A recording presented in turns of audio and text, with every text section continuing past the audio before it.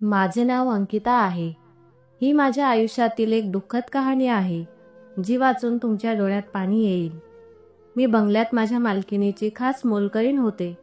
मी 31 वर्षांची होते आणि मला 3 मुले होती, 2 मुलगे आणि 1 मुलगी. पण माझ्या मालकिनीला, जिथे मी गेल्या 7 वर्षापासून काम करत होते, तिच्या घरात मूलबाळ नव्हते. माझ्या मालकिनीच्या लग्नाला 8 वर्षे झाली होती. या 8 वर्षात तिने खूप प्रयत्न केले. उत्तम डॉक्टरांकडून उपचार घेतले आणि पंडितांना, तांत्रिक बाबांना तिच्या समस्येबद्दल अनेक लोकांना सांगितले. पण तरीही तिला मूल होऊ शकले नाही. कदाचित तिच्या नशिबात अजून मुले होणे नव्हते. मला माझ्या मालकिनीवर खूप प्रेम होते. माझ्या मालकिनीचा प्रेमविवाह झाला होता. लग्नाच्या पूर्ण वर्षानंतर तिने मला तिच्या घरी कामावर ठेवले. मी तिची सर्वात विश्वासू दासी असल्याचे सिद्ध झाले, म्हणून ती तिच्या सर्व चांगल्या आणि वाईट गोष्टी माझ्यासोबत शेअर करायची. मी तिचे दुःख पाहू शकत नव्हते. माझ्या मालकाला ही मुले खूप आवडायची. तो म्हणायचा की काहीही झालं तरी त्याला मूल हवंच होतं. नवरा बायकोमध्ये खूप प्रेम होते, पण मालकिनीला मूल नसल्याने मालक तिच्यावर नाराज होऊ लागला आणि तो म्हणायचा की मला फक्त मूल हवे आहे. मी माझ्या आईवडिलांचा एकुलता एक मुलगा आहे. माझ्या आईवडिलांच्या निधनानंतर मी माझ्या पिढीला या टप्प्यावर आणले आहे. मला माझे स्वतःचे मूल हवे आहे, जे माझ्या कुटुंबाला पुढे घेऊन जाईल. पण जर मला मूल नसेल तर मी कुटुंब ठेवू शकणार नाही आणि माझी पिढी इथेच संपेल. मालकाला त्याच्या मालमत्तेचा वारसही हवा होता. अनेकांनी त्याला मूल दत्तक घेण्याचा सल्लाही दिला, पण माझ्या मालकाने सांगितले की स्वतःचे रक्त हे स्वतःचेच असते. माझा मालक ठाम होता की त्याला फक्त त्याचेच रक्त हवे होते. माझ्या मालकिनीने सर्व प्रकारे प्रयत्न केले, पण तरीही ती गर्भवती राहू शकली नाही. तिला या प्रकरणाचा खूप त्रास झाला. तिने काळी जादूही केली. तिच्या सर्व प्रयत्नांमध्ये अपयशी ठरल्याने मालकीन शांत बसली आणि मालकाने सांगितले की जर त्याला वारस मिळाला नाही तर तो पुन्हा लग्न करेल. मालकिनीला मालकावर खूप प्रेम होते. तिला तिच्या नवऱ्याने दुसरी स्त्री तिच्या डोळ्यासमोर आणावी असे वाटत नव्हते. मालकालाही हे नको होते, पण तोही असहाय्य होता. या संपूर्ण प्रकरणात मी मालकिनीला खूप मदत केली होती. ती ज्या तांत्रिक बाबांकडे जायची, तिथे ती मलाही सोबत घेऊन जायची. या मदतीचा मला आजपर्यंत खूप फायदा झाला होता. पण यावेळी मालकाने पुन्हा लग्न करण्याचा निर्णय घेतला होता आणि त्याने कोणत्याही परिस्थितीत आपला निर्णय बदलणार नाही असे सांगितले होते. कारण याआधीही मालकाने मालकीनवर आग्रह धरला होता की मुलासाठी तिला पुन्हा लग्न करावे लागेल, पण तो नेहमीच मालकीनवर प्रेम करेल. हे ऐकून मालकीन खूप रडायची आणि मालकाला तिच्या डोळ्यात अश्रू कधीच दिसले नाहीत. जेव्हा जेव्हा मालक तिचे अश्रू पाहत असे, तेव्हा तो स्वतःला पुन्हा लग्न करण्यापासून रोखत असे. तर तो तिला आश्वासन देत असे की तो तिच्यासाठी असलेले प्रेम दुसऱ्या पत्नीला कधीही देणार नाही. त्याला फक्त दुसऱ्या पत्नीकडून मूल हवे होते, कारण मालकीन ही मालकाचे प्रेम होती आणि तो म्हणायचा की माझे प्रेम आणि आपुलकी नेहमीच माझ्यासाठी माझी पत्नी राहील. आता त्याने मालकिनीचा जीवही पणाला लावला होता. आता कोणतीही काळी जादूही चालणार नव्हती. स्वामींनी आता घेतलेला निर्णय घेतला होता. तिची प्रकृती खूपच वाईट होती. ती तिच्या खोलीत तिकडे तिकडे फिरत होती आणि तिच्या डोळ्यात पाणी होते. मी तिला म्हटलं की मॅडम, काळजी करू नका, सगळं काही ठीक होईल, काहीही चूक होणार नाही. मग ती म्हणाली, मी माझ्या नवऱ्याची दुसरी बायको सहन करू शकत नाही. मला दुसरी बायको नको आहे, जी माझ्यासारखी दिसते आणि त्याच घरात राहते. मी माझ्या नवऱ्यावर खूप प्रेम करते. लग्नानंतर देव मला मूल देणार नाही हे मला माहीत नव्हते आणि त्यामुळे माझ्या पतीचे माझ्यावरील प्रेम कमी होईल आणि संपेल. मी मॅडमला सांत्वन दिले आणि म्हणाले की असं नाही मॅडम, साहेब तुम्हाला खूप प्रेम करतात आणि त्यांना जबरदस्तीमुळे पुन्हा लग्न करायचे आहे. मॅडम म्हणाल्या, तुला माहिती आहे का, जेव्हा माझ्या नवऱ्याची दुसरी पत्नी या घरात येईल आणि ती मुलाला जन्म देईल, तेव्हा त्याच्या मनात माझ्यासाठी जे काही थोडे प्रेम उरले आहे तेही संपेल, कारण मी त्याला मूल देऊ शकत नाही. जर त्या बाईने त्याला मूल दिले तर माझा नवरा तिला आणि तिच्या मुलाला अधिक महत्त्व देईल. मग या घरात माझ्या इज्जतीला एक पैशाचीही किंमत राहणार नाही आणि मला हे अजिबात नको आहे. मी एका खूप मोठ्या उद्योगपतीची मुलगी आहे आणि तुला माहिती आहे की मी माझ्या पतीशी खूप आग्रह केल्यानंतर लग्न केले. माझे आईवडील लग्नासाठी तयार नव्हते. जर त्यांना हे कळले तर ते मला असेही सांगतील की हे तुझ्या चुकीचे परिणाम आहेत. मी त्यांनाही काहीही सांगू शकत नाही. माझ्या नवऱ्याचे मित्रही त्याला हाच सल्ला देतात की त्याने 2दा लग्न करावे, म्हणजे या घरात माझे मूल्य पूर्णपणे नष्ट होईल. पण मी हे अजिबात होऊ देणार नाही. मी काही ना काही मार्ग शोधून काढेन. मालकीन खूप काळजीत होती. मग अचानक फिरत फिरत ती एका बाजूला थांबली आणि विचित्र नजरेने माझ्या चेहऱ्याकडे पाहू लागली. मीही मालकीनकडे पाहत होते. तिला अचानक माझ्याकडून कोणते काम हवे आहे आणि ती माझ्याकडे अशा प्रकारे का पाहत आहे याचा विचार मी करत होते.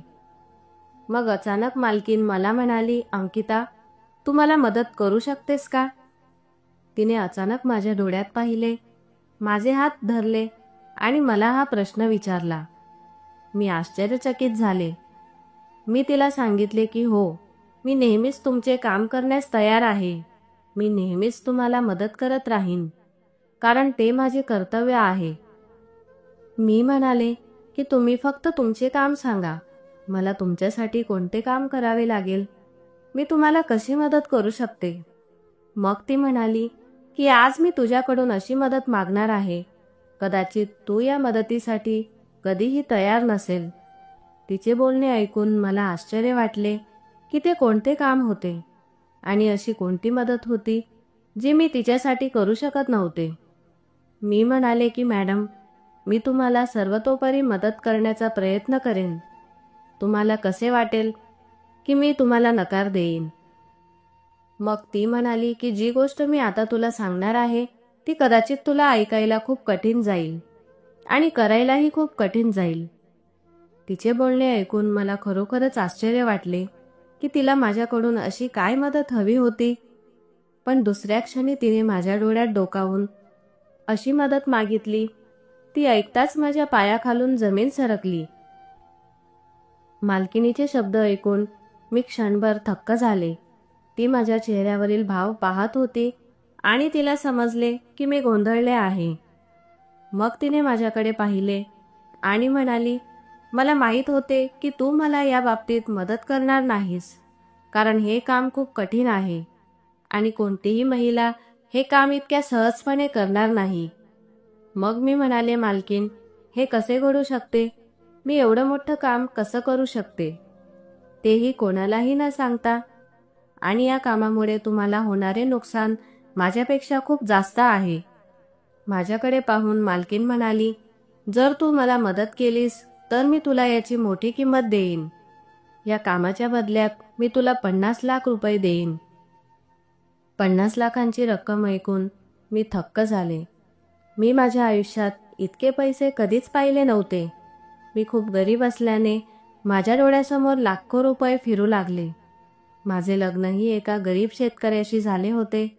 माझा नवरा माझ्या मुलांसह गावात राहत होता आणि मी शहरात माझ्या मालकिनीच्या घरी काम करायचे. इथे काम केल्यानंतर मी दरमहा माझ्या पतीला पैसे पाठवत असे. मी इथे काम करायला सुरुवात केल्यापासून मी पैसे कमवत असूनही माझ्या नवऱ्याने नोकरी सोडली होती आणि देवाला माहीत त्याने किती लाख रुपये कर्ज घेतले होते. हे 50 लाख आमच्यासाठी खूप उपयुक्त ठरणार होते. ही रक्कम खूप मोठी होती आणि काम खूप सोपे होते. मला त्याचा काहीही फरक पडला नाही, पण मला भीती वाटत होती की माझे पती मला या कामासाठी परवानगी देतील की नाही. तसे मला पूर्ण आशा होती की जेव्हा माझे पती 50 लाखांच्या रकमेबद्दल ऐकतील तेव्हा ते हे काम करण्यास लगेच तयार होतील. असा विचार करून मी लगेच मालकिनीचे काम करण्यास तयार झाले. मी म्हणाले की मी तुम्हाला मदत करायला तयार आहे. पण तुम्हाला या कामासाठी मालकालाही तयार करावे लागेल. मग मी मालकिनीला सांगितले की जर बाहेरच्या कोणत्याही व्यक्तीला हे कळले तर तुम्हाला माहिती आहे की लोक किती वाईट बोलतील आणि तुमच्या प्रतिष्ठेवरही परिणाम होईल. आणि या सर्वात मोठी गोष्ट म्हणजे मालक या कामासाठी सहमत होईल का? मालकीन म्हणाली की जेव्हा माझा नवरा पुन्हा लग्न करण्यास तयार होईल तेव्हा तो या कामासाठी सहज सहमत होईल. तुला माहिती आहे का, मी हे माझ्या हृदयावर दगड ठेवून सांगत आहे. मी म्हणाले, मालकीन, तुम्ही एकदा मालकाशी बोला, त्यानंतरच आपण हे काम सुरू करू. हे खूप मोठे काम आहे आणि खूप धोकादायक काम आहे. तुम्ही विचार करा आणि समजून घ्या. मालकीन म्हणाली की मला माहीत आहे की ही छोटी गोष्ट नाही तर खूप मोठी गोष्ट आहे. मी मालकिनीला सांगितले की तुम्ही पुन्हा एकदा विचार करा. असे होऊ शकते की तुला नंतर पश्चाताप करावा लागेल. मालकीन म्हणाली की मी हा निर्णय खूप कष्टाने घेतला आहे आणि आता मी माझ्या निर्णयापासून मागे हटणार नाही. तू माझी काळजी करू नकोस, मी स्वतःवर नियंत्रण ठेवेन. फक्त मला मदत करायला तयार राहा. मालकीन तिच्या इराद्यावर ठाम होती. तिने मनाशी ठरवले होते आणि ती आता मागे हटणार नव्हती. ती म्हणाली की ती आयुष्यभर सहपत्नीला सहन करू शकत नाही, पण एक रात्र नक्कीच हा त्रास सहन करू शकते. म्हणून तिला हे सर्व करावे लागेल. मीही माझा निर्णय घेतला होता. हे काम माझ्यासाठीही खूप मोठे होते. प्रथम मला माझ्या पतीची परवानगी घ्यावी लागली. त्यानंतर मला हे काम पूर्ण करावे लागले. हे काम खरोखरच हृदयद्रावक होते. जर माझ्या पतीने मला परवानगी दिली तर मी मालकीनला सर्व प्रकारे मदत करण्यास तयार आहे. आणि आम्हाला हे काम शक्य तितके लोकांपासून लपवून करावे लागले, कारण जर मालक आणि मालकिनीचे रहस्य लोकांसमोर उघड झाले तर लोक रागवतील आणि त्यांचा गैरसमज होईल. तसे मलाही भीती वाटत होती, कारण मालिक खूपच रागीट होता. तो मालकीनवर खूप प्रेम करायचा, पण जेव्हा त्याला कळेल की मालकीनने अशी योजना आखली आहे तेव्हा त्याची प्रतिक्रिया काय असेल हे मला माहीत नाही. आम्ही दोघेही मालकीनने सांगितलेल्या योजनेवर लक्ष केंद्रित करू लागलो. मी माझ्या नवऱ्याला फोन केला होता. फक्त एका रात्रीची गोष्ट आहे. माझ्या मालकीनने सांगितले होते की तू माझ्या जागी माझ्या खोलीत जाशील आणि माझ्या नवऱ्याशी संबंध ठेवशील, आणि जेव्हा तू गर्भवती होशील तेव्हा मूल झाल्यावर तू आम्हाला मूल सोपवशील. त्या बदल्यात मी तुला लाखो रुपये देईन. मला या कामात कोणतीही अडचण आली नाही, कारण मला आधीच 3 मुले होती, 2 मुलगे आणि 1 मुलगी. देवाने मला एक मुलगा आणि मुलगी दोन्ही दिले होते, म्हणून आता मला कोणतेही मूल नको होते. जर त्याने हे काम दुसऱ्या कोणाला करायला सांगितले असते तर त्याचा त्याच्या प्रतिष्ठेवर परिणाम होऊ शकला असता. मी त्यांच्या घरी राहत असे आणि त्यांची समस्या खूप चांगल्या प्रकारे समजत असे, म्हणूनच त्यांनी मला हे काम करायला सांगितले. पण एका महिलेला तिच्या पतीसोबत दुसऱ्या महिलेला सहन करणे खूप कठीण असते. ही देखील मालकिनीची एक मोठी सक्ती होती. पण या कामासोबतच मालकिनीने मला एक अटही सांगितली होती. ती म्हणाली, अंकिता, मला माफ कर. पुरुषाचा स्वभाव कधीही बदलू शकतो. म्हणूनच मी तुला हे सांगत आहे की मूल जन्माला आल्यानंतर तू तुझ्या गावी तुझ्या पतीकडे जा. त्यानंतर आम्ही तुला आमच्या घरी ठेवू शकत नाही. मालकिनीच्या या विधानाबद्दल मला खूप वाईट वाटले.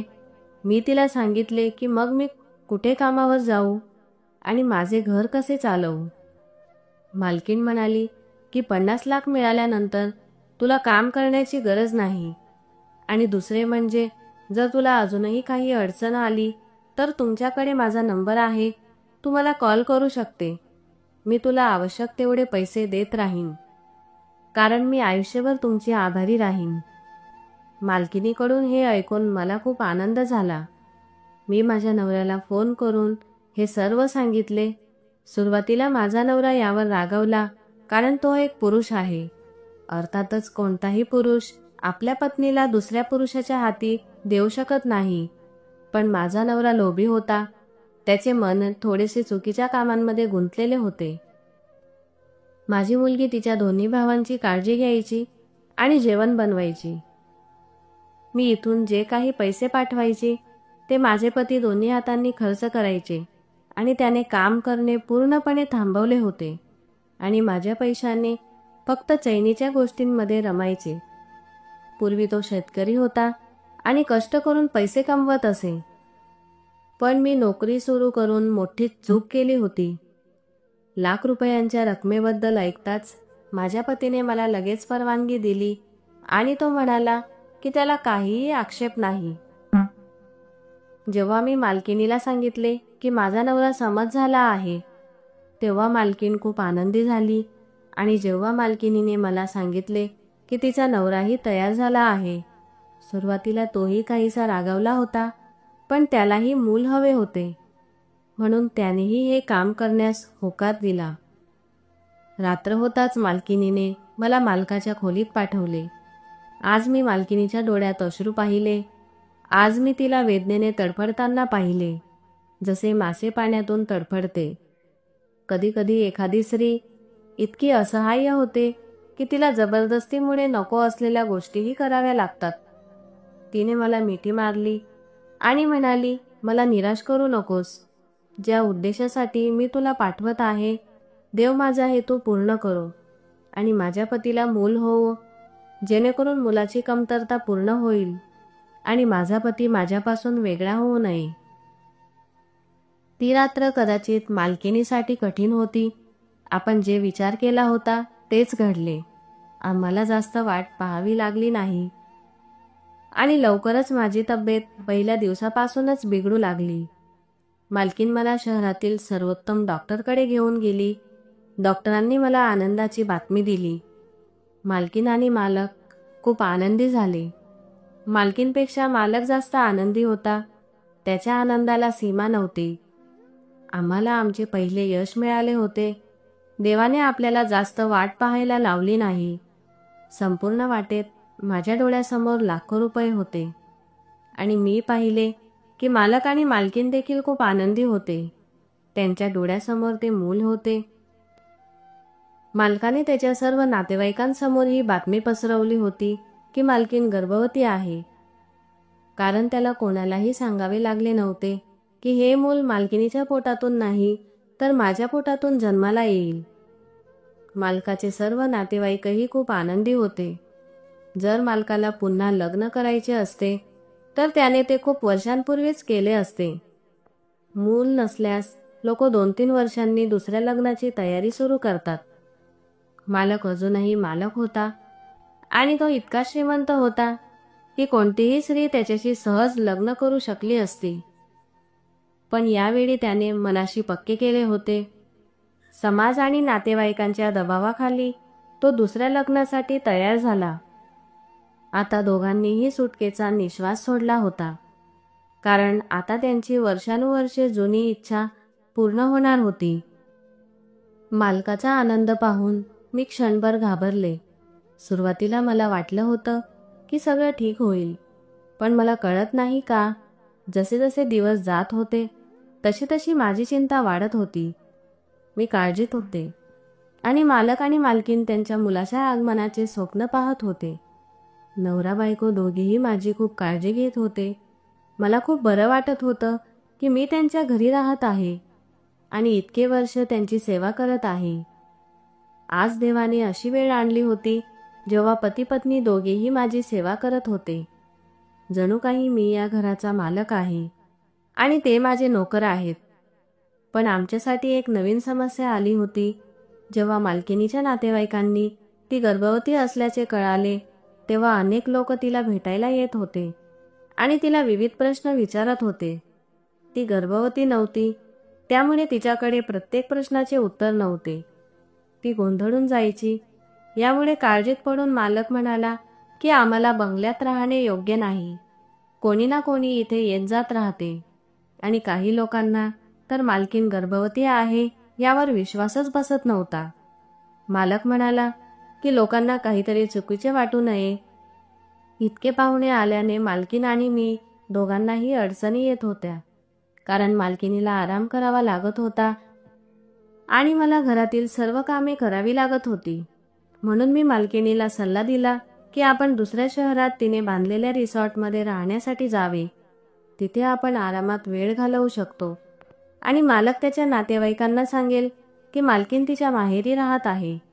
अशा प्रकारे कोणीही रिसॉर्टमध्ये येणार नाही आणि आपण तिथे आपला वेळ सहजपणे पूर्ण करू शकतो. मालकालाही माझी कल्पना आवडली आणि मालकाने मला आणि मालकिनीला त्याच्या रिसॉर्टमध्ये हलवले. या रिसॉर्टमध्ये कोणीही नव्हते. आतापर्यंत मी कोणतेही काम करत नसल्यामुळे मालकाने आमची काळजी घेण्यासाठी आमच्यासोबत एक चौकीदार आणि एक मोलकरीण पाठवली. बंगल्यात कोणी पाहुणा आला तर कोणीही आमच्यावर संशय घेऊ नये म्हणून मला काम करावे लागायचे. या रिसॉर्टमध्ये आम्हाला आवश्यक असलेल्या सर्व गोष्टी मालकाने पुरवल्या होत्या. या रिसॉर्टमध्ये आल्यानंतर आम्ही खूप आरामात होतो आणि मालकिनीने माझी खूप काळजी घेतली. निसर्गाचा चमत्कार खूप विचित्र आहे. काल ज्या लोकांकडून मी मुले मागायचे ते आज माझ्याकडून मुले मागण्यासाठी आतुर झाले होते. माझी मालकीन खूप छान आणि दयाळू स्त्री होती. मला वाटायचे की ती मालकीन इतकी चांगली आहे, मग तिच्यासोबत काहीही चांगलं का घडलं नाही? चांगल्या लोकांसोबत खरोखरच चांगले घडत नाही का? सध्या तरी वेळ जात राहिला आणि मला विचित्र विचार येऊ लागले. आठवडे महिन्यात बदलले. माझ्या मुलाने माझ्या पोटात लाथ मारायला सुरुवात केली. जेव्हा तो माझ्या पोटात हालचाल करू लागला तेव्हा मला पहिल्यांदाच एक विचित्र संवेदना जाणवली. अचानक मध्यरात्री माझे डोळे उघडले आणि मी उठून बसली. मी पोटावर हात ठेवताच अंधारात मला काहीतरी विचित्र वाटले. मला वाटले की माझे मूल मला हाक मारत आहे, म्हणत आहे की आई, मी तुझे मूल आहे, मला कोणाच्याही हाती देऊ नकोस, मी तुझा आहे, मला तुझ्याजवळ ठेव. मला रोज अशीच स्वप्ने पडू लागली. मी संपूर्ण रात्र जागे राहू लागले आणि जास्त वेळ जागे राहिल्यामुळे मला आता अशक्तपणा जाणवू लागला. माझे हृदय हळूहळू बदलू लागले, कारण हे माझ्यासोबत दररोज रात्री घडायचे. मला काळजी वाटत होती. आता मला वाटले की 50 लाख रुपये निरुपयोगी होते. मला वाटले की 3 मुले झाल्यानंतर मला आणखी मूल नको असेल. माझ्यासाठी पैसे महत्त्वाचे होते, मुले नाहीत. मला आधीच मुले झाली होती आणि मला दुसरी कोणतीही इच्छा नव्हती. महागाईचा काळ असल्याने मी अनावश्यकपणे दुसऱ्या मुलाला जन्म का देऊ? या युगात खाणेपिणे देखील कठीण झाले आहे. शिवाय मुलांचे संगोपन करणे हे खूप कठीण काम आहे. पण आता माझा विचार चुकीचा ठरला. मूल पहिले असो वा शेवटचे, प्रत्येकाची मुले स्वतःची असतात. माझ्या मालकिनीला माझी समस्या समजली. एके दिवशी मी मालकीण आणि मालकाला एकमेकांशी बोलताना ऐकले. मालकीण मालकाला सांगत होती की अंकिताचे हेतू योग्य वेळी बदलू नये. मालक म्हणाले की हे होऊ शकत नाही. तिचे हेतू कधीही बदलणार नाहीत, कारण तिला आधीच मुले आहेत. ती मला वारंवार विचारायची की मी इतकी गप्प का राहते. मालक दर आठवड्याला रिसॉर्टला भेट द्यायचा आणि माझ्यासाठी भरपूर फळे, ज्यूस आणि सर्व आवश्यक गोष्टी आणायचा.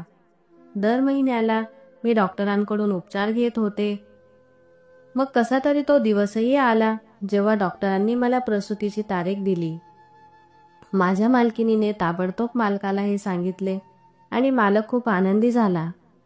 मालकाने माझ्या उपचारासाठी मालकिनीला खूप पैसे दिले आणि सांगितले की कोणत्याही गोष्टीची कमतरता भासू नये. इथे माझे मन माझ्या या मुलासाठी वारंवार काळजीत होते. रात्रीची वेळ होती आणि मालकिनीने मला सांगितले की आपल्याला सकाळी रुग्णालयात जावे लागेल, कारण माझ्या बाळाच्या जन्मासाठी फक्त आज रात्रीचा दिवस उरला होता.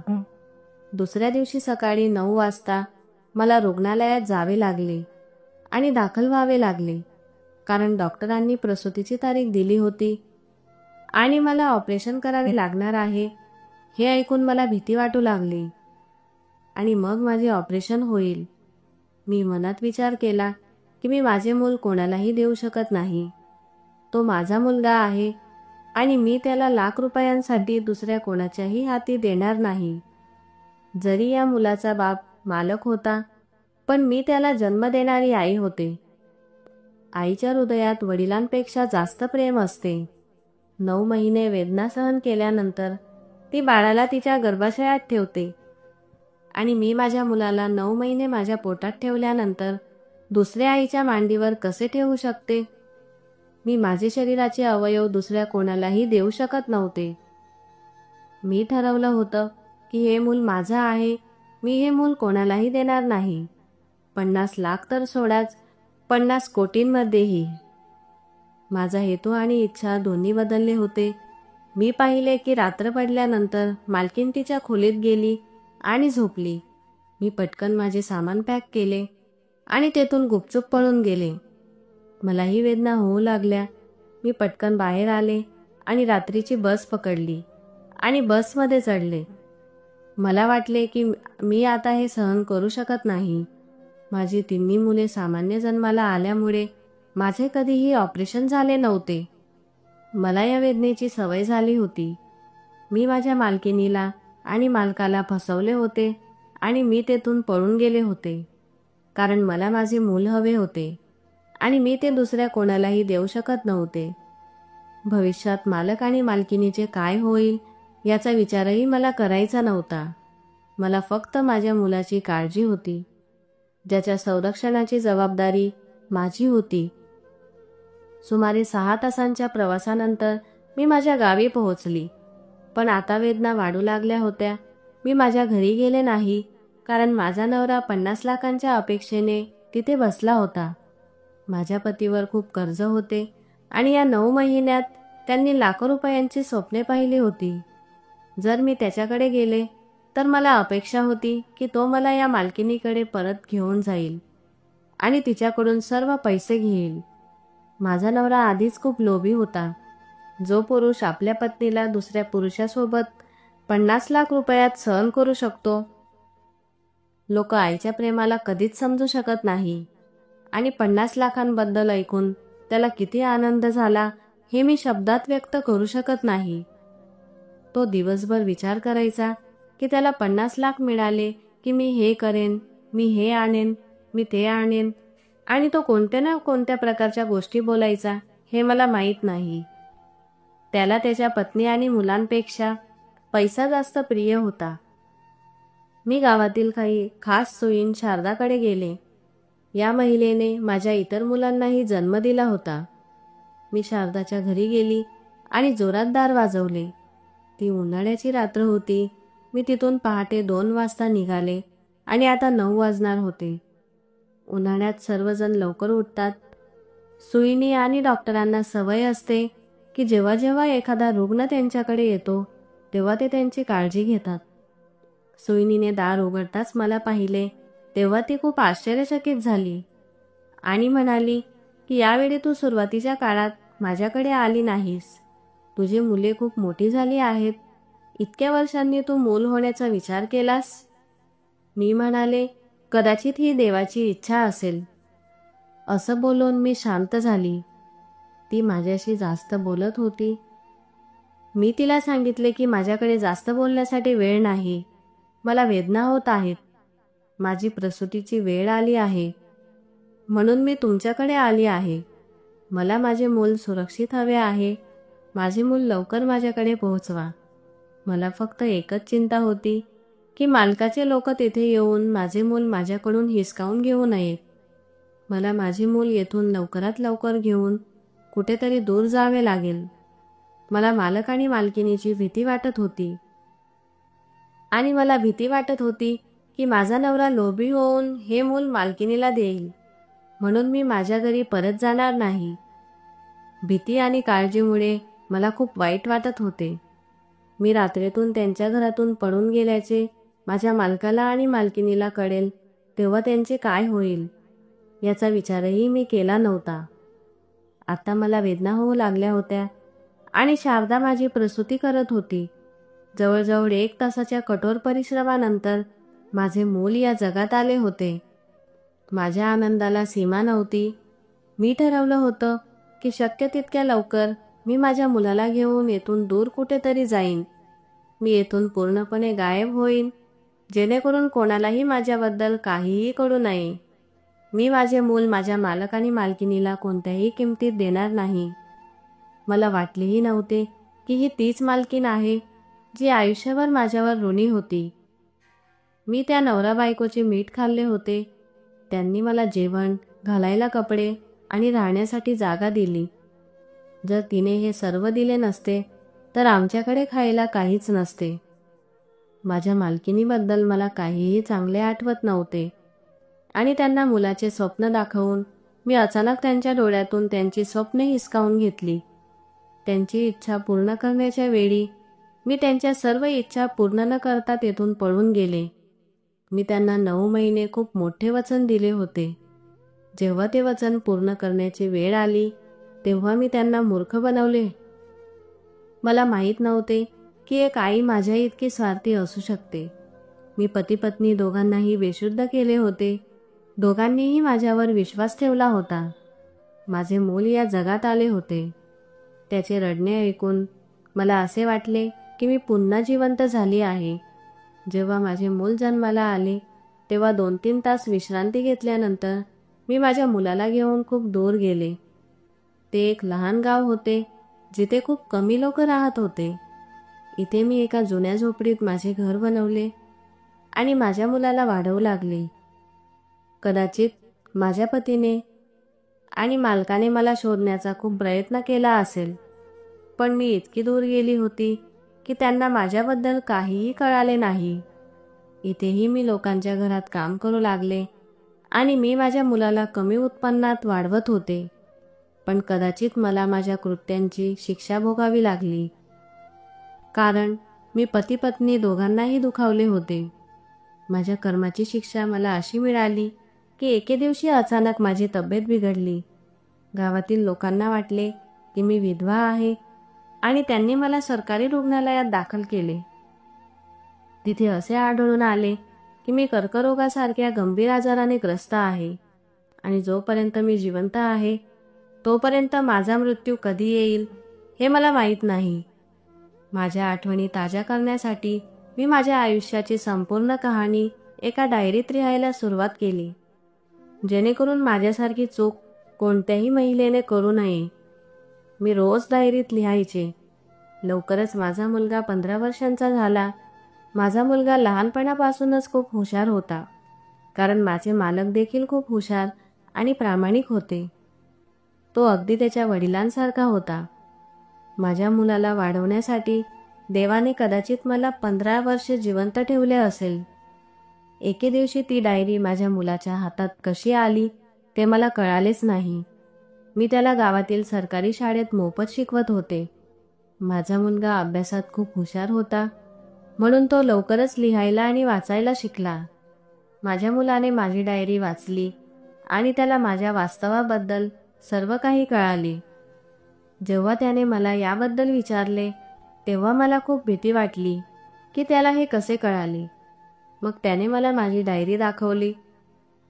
मला हा धक्का सहन झाला नाही आणि माझी तब्येत बिघडू लागली. माझा जीव वाचवण्यासाठी माझ्या मुलाने माझ्यासोबत खूप काही केले असेल. त्या डायरीत मालक आणि मालकिनीचा बंगला ज्या शहरामध्ये आहे त्याचा पत्ताही लिहिला होता. तो मला गावातल्या काकूंकडे सोडून मालकिनीच्या घरी गेला आणि माझी डायरी सोबत घेऊन गेला. मी त्याला जाऊ न देण्याचा खूप वेळा प्रयत्न केला होता, पण त्याने माझे अजिबात ऐकले नाही आणि तो एकटाच निघून गेला. आणि तिथे गेल्यावर त्याने मालक आणि मालकिनीला संपूर्ण सत्य सांगितले.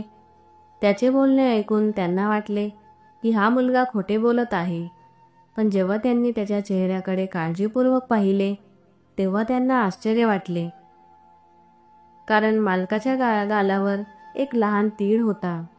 तोच तीळ या मुलाच्या गालावरही होता, ज्यावरून स्पष्ट दिसून येत होते की हा मुलगा मालकाचा मुलगा आहे आणि त्याची बोलण्याची पद्धतही अगदी मालकासारखी होती. तो मुलगा अगदी मालकासारखाच होता. दोघांनाही याची खात्री होती, कारण तो त्यांचा मुलगा होता. मालक आणि मालकीण त्यांच्या रागामुळे त्याने त्यांना मदत करू नये अशी त्यांची इच्छा होती. तो म्हणाला की तुम्ही लोक माझ्यासोबत या आणि माझ्या आईचा जीव वाचवा. तिला उपचारासाठी शहरात घेऊन जावे लागेल आणि तिचे ऑपरेशन करावे लागेल, नाहीतर ती मरेल. मालक आणि मालकिणीला आजपर्यंत मूल झाले नाही आणि मी पळून गेल्यानंतर त्यांनी मूल होण्याची इच्छा संपवली. कारण मालक म्हणाला की कदाचित देवाला आपल्याला मूल नको असेल. आता देवापेक्षा मोठे काहीही नाही. असेही शक्य आहे की तो दुसरे लग्न करतो आणि त्या महिलेचा हेतू देखील बदलतो. त्यांच्या घरातील विश्वासू मोलकरीणही बदलली आणि हे सर्व विचार करून त्यांनी मूल होण्याचा विचार मनातून काढून टाकला होता. कारण ते लोक माझ्यावर अवलंबून होते. जेव्हा ते दोघेही त्या मुलाला घेऊन मला भेटायला आले तेव्हा मला पाहून त्यांच्या जुन्या आठवणी ताज्या झाल्या. आजारपणामुळे मला खूप त्रास होत असल्याचे पाहून त्यांनी मला काही काळासाठी माफ केले. पण त्यांनी माझ्याकडे तक्रार केली की तू आमच्याशी चांगले वागली नाहीस. तुला माहीत होते की आम्ही जगाच्या लोकांना खोटे बोललो. जेव्हा तू पळून गेलीस तेव्हा आम्ही लोकांना सांगितले की आमचे मूल रुग्णालयात जन्माला आले आहे, पण कोणीतरी ते रुग्णालयातच चोरले आणि त्याचा कोणताही मागबोज सापडला नाही आणि आम्ही पुन्हा निपुत्रिक झालो. आज 15 वर्षानंतर आपण आपल्या मुलाला अशा अवस्थेत पाहू हे आपल्याला कधीच माहीत नव्हते. मी माझ्या मालकाची आणि मालकिणीची हात जोडून माफी मागितली. त्या दोघांनी मला माफ केले आणि ते मला शहरात घेऊन गेले आणि एका चांगल्या रुग्णालयात माझे ऑपरेशन केले. देवाने कदाचित मला हे जीवन दिले असेल. माझी चूक खूप मोठी होती, ज्यासाठी मृत्यूही कमी असता. पण माझ्या मुलाच्या प्रार्थनेमुळे आणि त्याच्या कठोर परिश्रमामुळे मी वाचले. माझ्या मुलांनाही कळाले की मी 15 वर्षे कुठे लपले होते. माझ्या पतीचे 10 वर्षांपूर्वीच अपघातात निधन झाले होते आणि माझ्या मुलांनी मला शोधण्याचा खूप प्रयत्न केला. एकीकडे मी माझ्या 3 मुलांना सोडून दूर जाऊन माझ्या मुलांनाही खूप दुखावले होते.